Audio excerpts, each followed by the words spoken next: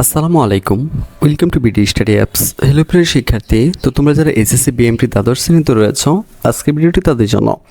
তো আজকে আমাদের টপিক হচ্ছে যে একটি সৃজনশীল কীভাবে লিখলে ভালো একটি নাম্বার পাওয়া যায়, তো সেই বিষয়টি নিয়ে তোমাদের সাথে কথা বলবো। তো আজকে আমরা যে বিষয়টি নিয়ে কথা বলবো সেটা হচ্ছে বাংলা দ্বিতীয় পত্রের মূলত সৃজনশীল টপিকটি নিয়ে কথা বলবো। তো এর আগে আমরা যেটা করবো সেটা হচ্ছে আমি তোমাদেরকে একটু সিলেবাসটা দেখিয়ে দিতে চাই, হয়তো এতে করে তোমার অনেক লাভ হবে, কেন তোমাদের কাছে কিন্তু মূলত আমাদের এই সাজেশনটা রয়েছে। তো তোমরা অনেকে প্রশ্ন করতে পারো যে স্যার আপনি তো এখানে ক এবং খ এই দুই প্রকারের মূলত প্রশ্নগুলো দিয়েছেন, আপনি কেন ওইখানে সৃজনশীল আকারে দেননি? তো আমি তোমাদের সকল প্রশ্নগুলোর মানে এই তোমাদের যে এই টাইপের যে প্রশ্নগুলো রয়েছে এই প্রশ্নগুলোর উত্তর আজকে ভিডিওতে দিয়ে দিব। তো চলো প্রথমে তোমাদেরকে একটু সিলেবাসটা দেখিয়ে নিই, হয়তো বা অনেকেই সিলেবাসটা তোমরা দেখতে পেরেছো বা অনেকেই দেখতে পারোনি। যাই হোক, তো এসএসসি বিএমটি শিক্ষাক্রমে দ্বাদশ শ্রেণী বোর্ড ফাইনাল পরীক্ষা 2024-এর পূর্ণবিন্যাসকৃত পাঠ্যসূচি তোমাদেরকে একটু দেখিয়ে নিই। তো খেয়াল করো, মূলত এখানে আমাদের যে বাংলা সিলেবাসটা রয়েছে আমি তোমাদেরকে একটু বুঝিয়ে দিচ্ছি। তো বাংলা কিন্তু তোমাদের পরীক্ষা হবে 60 নম্বরে, তোমাদেরকে এটা আমি অনেক আগেও বলছি, যেহেতু হাতের খুব সময় কম, যে মূলত সামনের মাসের 30 তারিখ থেকে তোমাদের পরীক্ষা শুরু হয়ে যাবে, তাই আমাকে এইগুলো খুব দ্রুত তোমাদেরকে দেখতে হবে, যা অথবা দেখাতে হবে। হ্যাঁ, যাই হোক, তো আমরা বাংলাতে যাব। তো বাংলাতে আমাদের মূলত গদ্য রয়েছে তোমার হচ্ছে তিনটা, একটা হচ্ছে অপরিচিতা, আরেকটা হচ্ছে গৃহ, আর একটা হচ্ছে 52 দিনগুলো, ঠিক আছে। আর কবিতা রয়েছে আমাদের তিনটা, বিদ্রোহী, প্রতিদান এবং 18 বছর বয়স। নাটক রয়েছে একটা, সিরাজউদ্দৌলা। এবং ব্যাকরণের অংশ থেকে আমাদেরকে কিছু জিনিস দিয়েছে, এখানে তোমাকে যেটা না জানলেই নয়, সেটা হচ্ছে তোমাদেরকে যেটা জানতেই হবে, সেটা এখান থেকে তোমাদেরকে রচনা দেওয়া হবে। তারপরে তোমার বাংলা ভাষার প্রয়োগ অপপ্রয়োগ এগুলো রয়েছে। তারপর হচ্ছে বাংলা বানানের নিয়ম বা বা বাংলা ভাষার ব্যাকরণ শ্রেণী, এগুলো তোমাদেরকে দেখতে হবে। তো তোমাদেরকে মানবন্টনটা যেভাবে করা হবে তো সেটা একটু দেখে নাও। গদ্যাংশ থেকে 5টি প্রশ্ন তোমাকে দেওয়া হবে, মানে সৃজনশীল দেওয়া হবে, এখান থেকে তোমাকে 3টির উত্তর দিতে হবে। তো প্রত্যেকটার মান থাকবে তোমার 5 করে, তো 3 5 15 নম্বর। পদ্যাংশ থেকে তোমাদের 5টি দেওয়া হবে, 3টির উত্তর লিখতে হবে, এখানে থাকবে 15 নম্বর। আর নাটক থেকে 2টি থাকবে, 1টি প্রশ্ন উত্তর দিতে হবে। তারপর ব্যাকরণ থেকে 7টি থাকবে, এখান থেকে তোমাকে 5টি প্রশ্ন উত্তর দিতে হবে। আর রচনা থাকবে 3টি, এখান থেকে তোমাকে 1টি উত্তর দিতে হবে। ও আরেকটা কথা তোমাদেরকে বলে দিতে চাই, সেটা হচ্ছে তোমরা কি রচনাগুলো কি আমাদের কাছ থেকে কি পিডিএফ আকারে চাও, নাকি তোমরা হচ্ছে ভিডিও আকারে চাও, সেই বিষয়টা তোমরা একটু কমেন্টে জানিয়ে দিও। হ্যাঁ, ওকে। তো আজকে আমি তোমাদেরকে যেটা দেখাবো সেটা হচ্ছে মূলত সৃজনশীলগুলো কীভাবে লিখলে সবচেয়ে বেশি নাম্বার পাওয়া যায়। তো দেখো, প্রথমে আমি নিয়েছি অপরিচিতা থেকে মূলত একটি সৃজনশীল। আমি এখান থেকে মূলত 2টি সৃজনশীল নিয়েছি, তো তোমাদেরকে প্রথমে একটু দেখিয়ে দিই। তো তোমরা অপরিচিতা গল্পটা সম্পর্কে অনেকেই জানো, ঠিক আছে, যাদের মূলত এই সম্পর্কে ধারণা নেই বা তোমরা বোঝো না এই টপিকটা, তো তাদের জন্য কিন্তু আমরা সাজেশনে কিন্তু মূলত তোমাদের জন্য মূলত উপরে কিছু প্যাসেজ অংশ দিয়ে দিয়েছিলাম, তো সেটা তোমরা একটু দেখে নিও। হ্যাঁ, এখন বলবো, অনেকে বলবো স্যার সেটা কোনটা, তো আমি সেটাও দেখিয়ে দিচ্ছি। তাহলে দেখো, আমাদের সাজেশনের ভিতরে কিন্তু আমরা তোমাদেরকে দেখিয়ে দিয়েছি অপরিচিত থেকে দেখো কিছু অংশ আমি তোমাদেরকে দিয়ে দিয়েছি, যাতে তোমরা সহজে বুঝতে পারো। তো এখানে দেখো আমি ক নাম্বার এবং খ নাম্বারগুলো এখানে দিয়ে দিয়েছি, আমি কিন্তু গ আর গগুলো দিয়ে নিই। তো কেন দেয় নিই, তো সেটা এখন তোমাদেরকে বুঝিয়ে দিচ্ছি। তো প্রথমে আমি সৃজনশীলে চলে যাচ্ছি, তো তোমাদের একটু দেখিয়ে দিই। ওকে, তো একটু খেয়াল করো, বলছে নিচের উদ্দীপকটি পড়ো এবং প্রশ্নগুলোর উত্তর দাও। একটু পড়তেছি, খেয়াল করো। ফারজানা উচ্চশিক্ষায় শিক্ষিত একজন কলেজ শিক্ষিকা, অনেক আগে বিয়ের বয়স পেরিয়েছে, তাই তিনি বিয়ে করেননি, বিয়ে করতে অস্বীকৃতি জানায়। তারপর থেকে ফারজানা তার কলেজ আর একাকিত্ব জীবনযাপন করছে। তো এখানে বুঝতে হবে যে ফারজানার সাথে কিন্তু মূলত তোমার যে তোমার কল্যাণী রয়েছে তার কিন্তু একটা মিল রয়েছে, কি আংশিক মিল রয়েছে, পুরোপুরি মিল নয় মূলত। তো বিষয়টা তোমাদেরকে গুছিয়ে দিচ্ছি, একটু খেয়াল করো। তো ক নাম্বার হচ্ছে যে রবীন্দ্রনাথ ঠাকুরের ছদ্মনাম কি, এভাবে ক নাম্বার প্রশ্নগুলো করা হবে। তো তোমরা লিখবে হচ্ছে রবীন্দ্রনাথ ঠাকুরের ছদ্মনাম হচ্ছে বানুসিংহ, বা তোমরা বানুসিংহ ঠাকুরও লিখতে পারো। খ নম্বর বলা হচ্ছে আমি মাথা হেড করিয়া চুপ করিয়া রইলাম, উক্তিটি অর্থ কি? এখানে কিন্তু অনুপমের কথা বলা হয়েছে। এরপরে দেখো খ নাম্বারটা আমি তাহলে চলুন দেখে নেওয়া যাক যে আমাদের সাজেশন থেকে কেমন কমন পড়ে, তার কিছু নমুনা আপনাদেরকে দেখিয়ে দিই, তাহলে বুঝতে পারবেন যে আমাদের সাজেশনগুলো কেমন কমন পড়ে। তো অনেক সুন্দরভাবে আপনি বোঝান এবং কমনও পাওয়া যায়, তাই আপনাকে থ্যাংক ইউ। বায়ার যদি 2023 সালের ব্যবসায়ী সংগঠন ব্যবস্থাপনা পাওয়া যেত মানে খুব ভালো লাগতো। যাই হোক, বিএম শাখার আরও ভিডিও দেন, আরও দেখাই ব্যবসায়ী সংগঠন 2 এই প্রশ্নগুলো সাজেশন দিন প্লিজ। তারপরে হচ্ছে আমি আরও দেখাই যে আলহামদুলিল্লাহ আজকে সব কমন ছিল, দোয়া ও ভালোবাসা রইল ভাইয়ার জন্য। তো সকলে কিন্তু আপনারা দেখতে পারতেছেন যে এখানে কিন্তু তারা পজিটিভ কমেন্ট করে মূলত কমেন্টগুলো করেছে। যদি কমন না পড়তো তাহলে কিন্তু এমন কমন কেউ করতো না। ওই যে এখানে দেখেন যে হোম কমন পড়ছে, আবার কখন দেবেন। তো শুধু এরকম না, এরকম আরও শত শত আপনার হচ্ছে কমেন্ট রয়েছে এরকম, কারণ আমরা যেই সাজেশনগুলো দিই এখান থেকে কিন্তু শতভাগই কমন পড়ে, ঠিক আছে, কারণ আমরা ওইভাবেই সাজেশনগুলো তৈরি করি। তো আপনারা দেখতে পারতেছেন যে এখানে যে কমেন্টগুলো আছে এগুলো কিন্তু সবগুলোই বিএমের, হ্যাঁ, তো এগুলো কিন্তু সবগুলোই বিএমের। তো আপনাদেরকে আরও কিছু নমুনা দেখাই যে একাদশ শ্রেণী যে কৃষি শিক্ষার্থী ছিল, তো আমি দ্বাদশ শ্রেণী নিয়ে গত বছর এত ব্যস্ত ছিলাম যে এখানে কিন্তু দিতেই পারিনি। তো আরেকটা বিষয় আপনাদেরকে না বললেই নেই, সেটা কিন্তু হচ্ছে যে আমরা কিন্তু এখানে সাজেশনগুলো দেওয়ার পরেও আমরা জানি যে অনেকেই যে এগুলো পারে না, বিশেষ করে ইংলিশ আর হিসাব বিজ্ঞান যেটা রয়েছে সেটা অনেকেই পারে না। তো তাদের জন্য কিন্তু তারপরেও আমাদের কিছু দুর্বল শিক্ষার্থী রয়ে যায় যারা মূলত হিসাব বিজ্ঞান আর ইংলিশ এত কিছু পারে না, বা এর মধ্যে কম্পিউটারাইজড অ্যাকাউন্টিং যে সিস্টেম যে তোমাদের যে বইটা রয়েছে, তো সেখানেও কিন্তু কিছু ঝামেলা রয়েছে। তো সেখানে কিন্তু তোমার খবে পাখি পুরোপুরি অঙ্ক থাকে, তো সেই বিষয়টি নিয়েই কিন্তু আমরা চিন্তা ভাবনা করে থাকি। তো তাদের জন্য কিন্তু আমরা সুন্দরভাবে একটি গ্রুপ এখানে ক্রিয়েট করে নিই। তো এটা হচ্ছে 2024 সালের জন্য। তো 23 সালেরটা আমি যদি তোমাদেরকে দেখাতে চাই, তো তোমরা যদি একটু দেখো ভালো করে, তো এখানে আমরা কিন্তু প্রত্যেকটা ভিডিও কিন্তু সুন্দরভাবে গুছিয়ে দিই, ঠিক আছে, মানে কীভাবে কী করতে হবে। তো প্রত্যেকটা অধ্যায় থেকে হিসাব বিজ্ঞান যে বিষয়গুলো আছে এগুলো কিন্তু এখানে সলভ করে দেওয়ার চেষ্টা করি, ঠিক আছে। তো আশা করি এই বিষয়গুলো তোমরা বুঝতে পেরেছো। আর এখান থেকে দেখো আমরা শুধুমাত্র যে তোমাদের সাজেশন দিয়ে কিন্তু বসে থাকি না, মূলত যারা একটু কম বুঝি তাদেরকে কিন্তু আমরা ফেসবুকে অ্যাড করে নিই। তো এখানে তোমরা হয়তো দেখতে পারতেছো যে ফেসবুকে গ্রুপের নামটা দেওয়া আছে, কিন্তু তুমি এখানে গ্রুপের নাম দেখলে হবে না। যদি আমাদের কাছ থেকে যারা শুধুমাত্র সাজেশন পারচেস করবে আমরা শুধুমাত্র তাদেরকে এখানে অ্যাড দেবো, আর আমরা যে এখানে অ্যাড না করি তাহলে এখানে কেউ অ্যাড হতে পারবে না।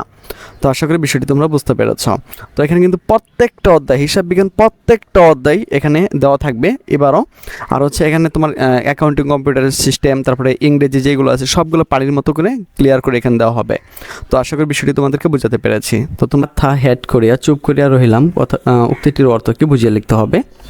তো খেয়াল করো, শম্ভুনাথ বাবু কনের গহনা যাচাই করা প্রসঙ্গে জিজ্ঞাসা করলে অনুপম কোনো কথা না বলে চুপ করিয়া থাকে। উক্তিটি অপরিচিত গল্পের নায়ক বা প্রধান পুরুষ চরিত্র অনুপমের। এখানে অনুপমের চরিত্রে সীমাহীন ব্যক্তিত্বহীনতা, অর্থাৎ সে নিজে কিছু করতে পারতো না, ঠিক আছে, সে তার মামার কথাতেই সে চলতো, এই জন্য কিন্তু তার এই সমস্যাটা হয়েছিল।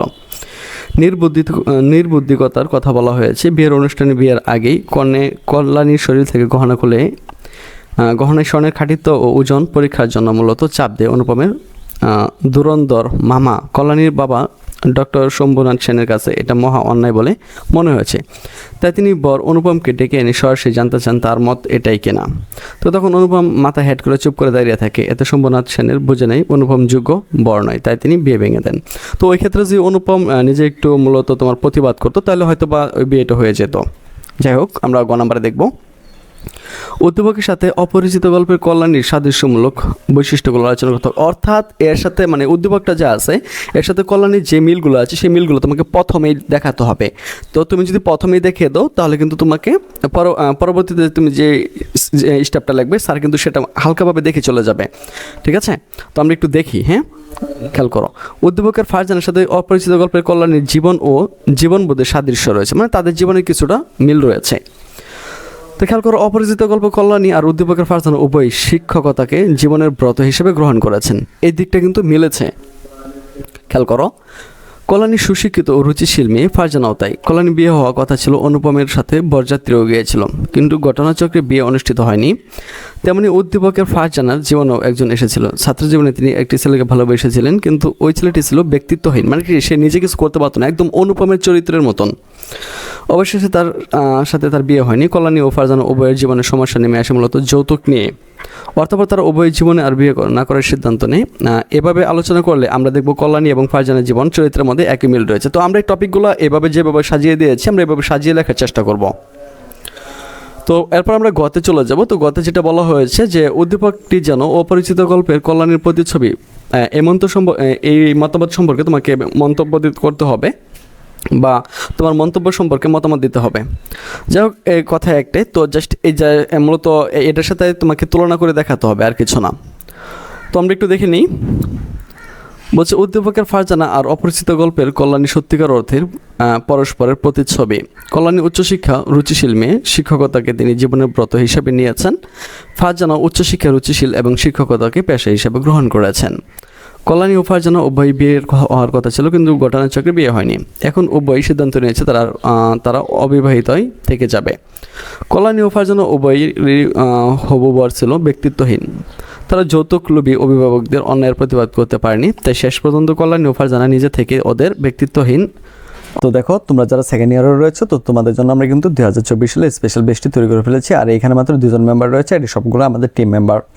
তো আমাদের টিম কিন্তু অলরেডি কাজ শুরু করে দিয়েছে। তো তোমরা যারা সেকেন্ড ইয়ারে রয়েছে, যারা সারা বছর ধরে কিছুই পড়তে পারো না বা হিসাব বিজ্ঞান, ইংলিশ, কম্পিউটারাইজড, অ্যাকাউন্টিং কিছুই পারো না, যারা একটা দিনও পড়তে বসোনি, তাদেরকে আমি 100% কনফিডেন্স দিয়ে বলতে চাই, এখান থেকে তোমরা যদি আমাদের এই ভিডিও ক্লাসগুলো করতে পারো তাহলে তোমাদের এই বিষয় নিয়ে কোনো সমস্যাই থাকবে না। আর তোমরা যারা এবার কাছে তোমাদের যে মূলত ইংলিশটা করা হয়েছে সেটা কিন্তু অত্যন্ত কঠিন, আর সেটা কিন্তু আমি খুব সুন্দরভাবে তোমাদের জন্য গুছিয়ে দেওয়ার চেষ্টা করেছি বা গুছিয়ে দিয়েছি। এখান থেকে কিন্তু তোমার শতভাগ কমন থাকবে, তো সেই নিশ্চয়তা দিচ্ছে।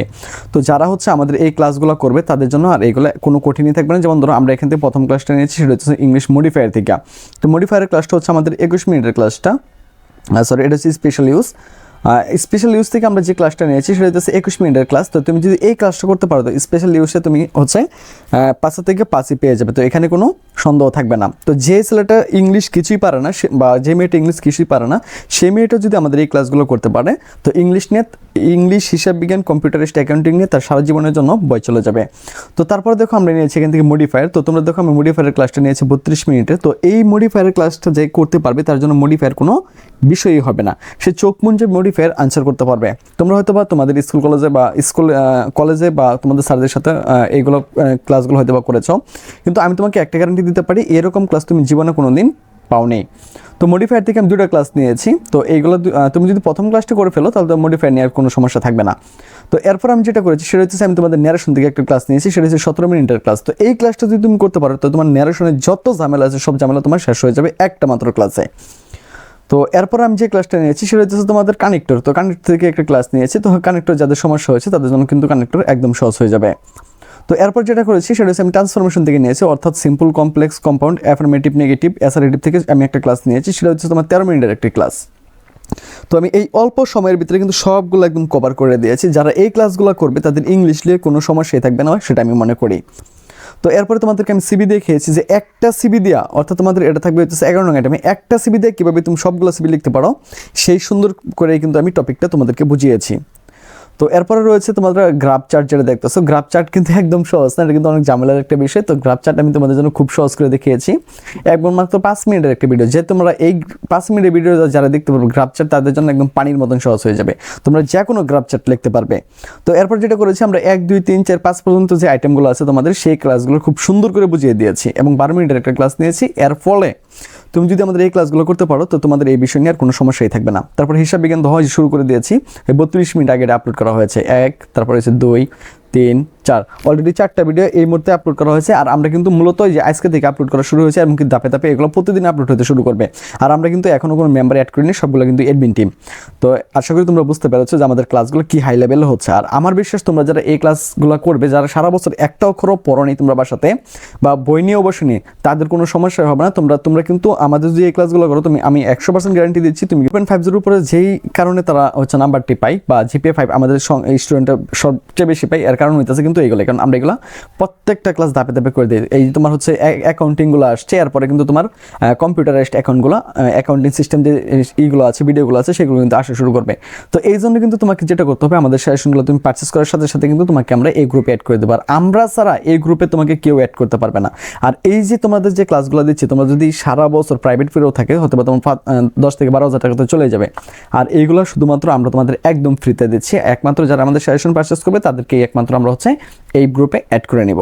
তো আশা করি বিষয়টি তোমাদেরকে বোঝাতে পেরেছি। হবুবরদের প্রত্যাখ্যান করে অসীম সাহসিকতার পরিচয় দিয়েছেন, কাজেই আমরা বলতে পারি অপরিচিত গল্পে কল্যাণী আর উদ্দীপকের ফারজানা পরস্পরের প্রতিছবি। তো জাস্ট এইভাবে দেখো, আমি কিন্তু ওই যে প্যারা আকারে লিখে দিয়েছি। দেখো যে ক নাম্বার না লিখলেও হবে, যে ক নাম্বার দেখো এটা একটা প্যারা, চাইলে তুমি 3টা প্যারা তো লিখতে পারো।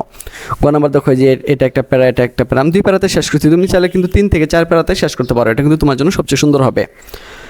তো 2 নম্বর যে সৃজনশীলটা রয়েছে সেটা একটু খেয়াল করো, সেটা আমি মূলত অপরিচিত গল্প থেকেই নিয়েছি। তো হয়তো কিছুই নাহি পাবো, তবুও তোমায় আমি দূর হতে ভালোবেসে যাব, যদিও ওগো কাঁদো মোর বিরহ ভালোবাসা, জানি তুমি বুঝিবে না কবু তারই ভাষা, তোমার জীবন কাটা আমি যেমন কেন মিছে ভাব। তো জাস্ট এখানে না পাওয়ার একটা খুব এখানে বোঝানো হয়েছে, জাস্ট এটা আমরা দেখে নেব যে তারা এখানে কি বোঝাতে চাইছে এবং কি প্রশ্ন করেছে। তো 1 নম্বর হচ্ছে কল্যাণীর পিতার নাম কি? তোমরা সকলেই জানো যে কল্যাণীর পিতার নাম হচ্ছে শম্ভুনাথ সেন। তারপর হচ্ছে তারপর বুঝিলাম মাতৃভূমি আছে, বুঝিয়ে লেখো। তো এটি খেয়াল করো, পরের বার বিয়েতে রাজি না হয় কল্যাণী সম্পর্কে অনুপম এই উক্তিটি করেছে। অনুপম কানপুরে এসে কল্যাণী ও তার পিতার সামনে হাত জোর করে ক্ষমা চেয়ে আবার বিয়ের প্রস্তাব দেয়, কিন্তু এখন আর বিয়েতে কল্যাণীর কোনো আগ্রহ নেই। সে মনোযোগী হয়ে আছে দেশমাতৃকার সেবার প্রতি। অনুপমকে ফিরিয়ে দেয়, সে বলে মাতৃ আজ্ঞা আছে, তাই সে উদ্দীপকের উক্তিটি করেছিল। গ নম্বর হচ্ছে উদ্দীপকের কথকের মনের ভাব অপরিচিত গল্পের অনুপমের মনোভাবের সাথে কতটুকু সম্পর্কিত তা এটা আলোচনা করতে হবে। তো এখানে যে গল্পকথক যে কথাটা বলছে এটার সাথে জাস্ট আমরা অনুপমের চরিত্রের মিলটা গঠিয়ে দেবো, তাহলেই হয়ে যাবে। তো খেয়াল করো, উদ্দীপকের কবিতাংশ ও অপরিচিত গল্পের অনুপম একই সূত্রের কথা, কারণ দুজনের মধ্যে রয়েছে প্রিয়জনকে না পাওয়ার বেদনা। দেখছো যেটা বলছিলাম সেটাই, জাস্ট একটু বুঝে চেষ্টা করো, মানে বুঝে লেখার চেষ্টা করবো, তাহলেই হবে। তো অপরিচিত গল্পের অনুপম দুর্ভাগ্যজনকভাবে তার মনের মানুষকে হারায়, যার জন্য পরবর্তী সময়ে তাকে আক্ষেপ ও হাহাকার করতে হয়েছে। জীবন ও বাস্তবতা মানসিক অবস্থায় তাকে চরম বাস্তবতার সম্মুখীন করে। অনুপম তার বাগদত্তাকে হারালো, সে ছিল কল্যাণীর লোকের মানুষই বা কল্পলোকের মানুষই। বিবাহের সম্ভাবনা নাচক হলেও সে তাকে বলতে পারেনি। দেবক্রমে তার অপরিচিত মানুষের সঙ্গে তার সাক্ষাৎ ঘটার পরে তাকে না পাওয়ার জন্য ব্যাকুল হয়েছে। উদ্দীপকের ঘটনা প্রবাহের সামান্য প্রকাশিত হয়েছে। কথকের কবিতাংশে যে আভাস পাওয়া যায়, অপরিচিত গল্পেও প্রেমিক হৃদয়ের আক্ষেপ প্রকাশিত হয়েছে। এভাবে উদ্দীপকের কবিতা ও অপরিচিত গল্পের অনুপমকে একই সূত্রে গেঁথেছে। তো আমাদেরকে গ নম্বরে আরেকটা প্রশ্ন দেওয়া হয়েছে যে উদ্দীপক অপরিচিত গল্পের আংশিক বা প্রতিফলিত হয়েছে, বিশ্লেষণ করো। হ্যাঁ, এখানে শুধু অনুপম এবং হইতেছে যে গল্পকথক আছে বা যিনি কবি মূলত কবিতা আকারে লিখছেন তাদের কিন্তু মূল ভাবটা এখানে ফুটে উঠেছে, কিন্তু কল্যাণীর কোনো বিষয়বস্তু কিন্তু এখানে ওইভাবে ফুটে ওঠেনি। তো একটু খেয়াল করো, উদ্দীপক অপরিচিত গল্পের আংশিক ভাগ ফুটে উঠেছে। তুমি যদি এতটুকু লিখতে পারো এই জন্য তুমি 1 নম্বর পেয়ে যাবা। তারপরে এই গল্পে অপরিচিত মানুষের প্রতি প্রেমময় হৃদয়ের ব্যাকুলতা ফুটে উঠেছে। গল্পের নায়িকা কল্যাণী গল্পজোড়া নায়ক অনুপমের কাছে অপরিচিত হয়ে রয়ে যায়। অনুপমের একটি উক্তি দ্বারা তা আরও স্পষ্ট হয়, যখন সে বলে, ওগো অপরিচিতা, তোমার পরিচয় শেষ হইল না, শেষ হইবে না, কিন্তু ভাগ্য আমার ভালো এই জায়গা পাইয়াছি। তো অনুপমের এই উপলব্ধির কারণ হলো শেষ পর্যন্ত সে কল্যাণীকে জয় করতে পারেনি। সে বিয়ের আসর হতে উঠে চলে আসা, আর পরবর্তী সময়ে কল্যাণীর বিয়ে না হওয়ার প্রতিকার ফলে কল্যাণী অনুপমের কাছে আর অধরা থেকে যায়। এর পাশাপাশি অপরিচিত গল্পে ফুটে উঠেছে যৌতুক প্রথা, যা আমাদের সমাজে আজও বিদ্যমান। মূলত যৌতুক প্রথার কারণে কিন্তু এই বিয়েগুলো ভেঙে গিয়েছিল। এর বেশি উদ্দীপক থেকে আমরা কেবলমাত্র নায়কের অনুসূচনা দেখতে পাই। নায়কের প্রতি তার কোনো বিরহ ফুটে উঠেছে, কিন্তু কবিতাংশে কোথাও নায়কের পরিণতি এবং যৌতুকের কথা বলা নেই, তাই উদ্দীপকটি আংশিকভাবে ফুটে উঠেছে। তো আমরা কিন্তু এগুলো এইভাবে লিখতে পারি, ঠিক আছে। দেখো, এটাকে কিন্তু আমি 3টা ভাগে ভাগ করেছিলাম। ধরো যে এটা একটা ভাগ, এটা একটা ভাগ, এটা একটা ভাগ, এটা একটা ভাগ, অর্থাৎ 4টা স্টেপে কিন্তু আমি লিখেছিলাম। জাস্ট তোমরা এবার ফাঁকা করে লিখবা, তাহলে স্যার অনেক খুশি হবে। তো বিষয়টি তোমরা বুঝতে পেরেছ। এরপর চলে যাবো আমি 52 দিনগুলোতে, কারণ সকল প্রশ্ন তো আর করে দেখানো সম্ভব না। কয়েকটা জাস্ট আমি তোমাদেরকে দেখিয়ে দিচ্ছি যে তোমরা মূলত এইভাবে লিখবা। হ্যাঁ, আর তারা উদ্দীপকটা বানিয়ে দেবে, এই জন্য কিন্তু আমি এখানে কোনো উদ্দীপক ব্যবহার করিনি, কারণ আমি এখানে যে উদ্দীপক ব্যবহার করতাম আমাদের সেশনে, তাহলে কিন্তু এটা অনেক বড় হয়ে যেত, হয়তো সেটা তোমাদের অনেকেরই মন খারাপের কারণ হতো। তো জাস্ট আমি ওইভাবে করিনি, জাস্ট আমি এখানে ক এবং খগুলো দিয়ে দিয়েছি, এবং গগুলো তো তোমাদের গ এবং গ যেটা আছে সেটা হচ্ছে উদ্দীপক থেকে তোমাদেরকে সামঞ্জস্য করে লিখতে হবে। তো খেয়াল করো, বর্ণবাদ, বৈষম্য আর নিপীড়নের কারণে শাসক গোষ্ঠীর বিরুদ্ধে একসময় ফুঁসে ওঠে দক্ষিণ আফ্রিকার কালো মানুষগুলো। এদের পুরোধা ছিলেন নেলসন ম্যান্ডেলা। আন্দোলন নৎসাৎ করতে শুরু হয় নির্যাতন, তাকে পুরে দেওয়া হয় জেলে, সশ্রম কারাদণ্ডে দণ্ডিত করা হয় তাকে। পাথর ভাঙার মতো সীমাহীন পরিশ্রমে কাজ করতে গিয়ে একসময় অসুস্থ হয়ে পড়েন তিনি। কিন্তু এই সময় পাষাণ হৃদয়ের মানুষের পাশাপাশি কিছু ভালো মনের মানুষও ছিল সেখানে, যাদের ভালোবাসা, মমত্ববোধ আর সেবায় স্বীকৃত হয়েছেন তিনি। অবশেষে দীর্ঘ 27 বছর পর কারাভোগের পর তার মুক্তি মেলে। তো ক নম্বর প্রশ্ন করা হয়েছে, 52 দিনগুলো রচনায় বর্ণিত মহিউদ্দিন সাহেব কোন রোগে ভুগছিলেন? খুবই গুরুত্বপূর্ণ প্রশ্ন, খেয়াল করো। 52 দিনগুলো রচনায় বর্ণিত মহিউদ্দিন সাহেব হয়েছে কি পোলোরিসিস বা বক্ষব্যাধি রোগে ভুগছিলেন। তো এরপর খ নম্বর প্রশ্ন হচ্ছে যে মানুষের যখন পতন আসে তখন সে পদে পদে ভুল হতে থাকে, কোন প্রসঙ্গে লেখক এই কথা বলেছিলেন? তো খুবই সুন্দর একটা প্রশ্ন। দেখো, ভাষা আন্দোলনের মিছিলে গুলি করে মানুষ মারার সরকারের এই ভুল পদক্ষেপের কথা ভেবে লেখক আলোচকটি ব্যক্ত করেছেন। বাংলা ভাষাকে রাষ্ট্রভাষা করার দাবিতে শুরু হয় ভাষা আন্দোলন। আন্দোলনকে স্তব্ধ করার জন্য 140 ধারা জারি করা হলেও আন্দোলন থেমেনি, বরং আরও তীব্র হয়ে ওঠে। মুসলিম সরকারের অপরিণাম দূরদর্শিতার কারণে নিহত হলে অনেকে। সরকারের ভুল পদক্ষেপের কথা ভেবেই লেখক বলেছেন মানুষের যখন পতন আসে তখন পদে পদে ভুল হতে থাকে। যাই হোক, গ নম্বর হচ্ছে দেখো, উদ্দীপকে নেলসন ম্যান্ডেলার সাথে 52 দিনগুলো রচনায় লেখকের সাদৃশ্যপূর্ণ দিকটি তুলে ধরো। তো মূলত নেলসন ম্যান্ডেলা মূলত সে তার বর্ণপ্রথার জন্য সে কাজ করছিল। আর ভাষা আন্দোলনের সময় মূলত শেখ মুজিবুর রহমান মূলত এখানে কোনো বর্ণপ্রথা নিয়ে নেয়নি, মানে আংশিক একটা মিল রয়েছে। হ্যাঁ, এটা একটু দেখিয়ে দেবো। তো উদ্দীপকে নেলসন ম্যান্ডেলার সাথে 52 দিনগুলো রচনার লেখকের সাদৃশ্যপূর্ণ দিকটি হলো কারাবরণ, মানে তারা দুজন কারাবরণ করছিল, এই দিকটাই শুধু মিলে। তো আমরা একটু দেখবো। 52 দিনগুলো রচনায় 1952 সালে বঙ্গবন্ধু শেখ মুজিবুর রহমানের জেল জীবন ও জেল থেকে মুক্তি লাভের স্মৃতি বিবৃত হয়েছে। তৎকালীন পাকিস্তানি শাসক গোষ্ঠীর অপশাসন ও বিনা বিচারে বছরের পর বছর রাজবন্দীদের কারাগারে আটক রাখার প্রতিবাদে লেখক 1952 সালে অনশন বা ধর্মঘট করেন।